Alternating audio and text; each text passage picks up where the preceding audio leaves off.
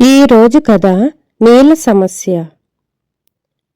బృందావనం పక్కనే ఉన్న చిన్న ఊరు. ఎండ ఇంకా పూర్తిగా ఎక్కలేదు.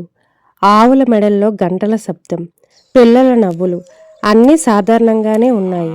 కృష్ణుడు తన స్నేహితులతో ఆడుకోవడానికి నడుచుకుంటూ వెళుతున్నాడు. అక్కడ బావి దగ్గర వాళ్ళ మాటల్లో కోపం ఉంది, చూపుల్లో అసహనం ఉంది. బావి దగ్గర ఒకడు అరుస్తాడు, నిన్న ఎక్కువ నీళ్ళు తీసుకున్నావు అని. ఇంకొకడు, నాకు పశువులు ఉన్నాయి, నాకు కావాలి అని. చిన్న మాట పెద్ద గొడవగా మారుతుంది. నీళ్ళ దగ్గర తోసుకోవడం మొదలవుతుంది. అటువైపు వెళ్తున్న కృష్ణుడు చూసి అనుకుంటాడు, బావిలో నీళ్లు ఎండిపోతున్నాయా లేదా మన మనసులు ఎండిపోతున్నాయా అని. కృష్ణుడు అతని స్నేహితులు కూర్చొని ఉంటారు. అందులో ఒకడు అడుగుతాడు, కృష్ణ, మనం ఏం చేయాలి? పెద్దవాళ్ళు వినడం లేదు. బాలకృష్ణుడు నేలపై గీత వేస్తూ అంటాడు, గీత చిన్నదే, కానీ అది గోడగా మారింది. అందరూ అయోమయంలో పడతారు.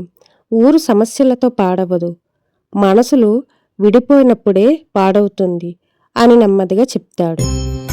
రాత్రి కృష్ణుడు ఒంటరిగా బావి దగ్గరకు వెళ్తాడు. బావి చుట్టూ చెత్త, నీరు వృధాగా కారుతుంది. ఎవరూ పట్టించుకోవడం లేదు. అప్పుడు అతను అర్థం చేసుకుంటాడు, సమస్య నీళ్ళల్లో కాదు, బాధ్యతలో ఉంది అని. ఆ మరుసటి రోజు పిల్లలందరినీ పిలుస్తాడు. ముందు మనం మారితే పెద్దవాళ్ళు మారతారు అంటాడు. పిల్లలు బావిని శుభ్రం చేస్తారు, నీరు వృధా కాకుండా చూస్తారు. ఇదంతా పెద్దవాళ్ళు గమనిస్తూ ఉంటారు. కొన్ని రోజులు గడుస్తాయి. నీళ్లు ఇంకా తక్కువే, కానీ గొడవలు లేవు. పంచుకోవడం మొదలైంది. మాటలు మృదువయ్యాయి. అందులో ఒక వృద్ధుడు అంటాడు, నీళ్ల బాధను ఈ పిల్లలే కాపాడారు అని. అందరి చూపు బాలకృష్ణుడి మీద పడుతుంది. అతను మాత్రం ఏమీ మాట్లాడడు. వేణువు పెదవుల దగ్గర తీసుకువచ్చి చిన్నగా ఊదుతాడు. ఆ స్వరం ఊరంతా నిండిపోతుంది. అప్పుడు కృష్ణుడు అంటాడు, దేవుడు సమస్యలు తీసుకురాడు, వాటిలో మనల్ని పరీక్షిస్తాడు.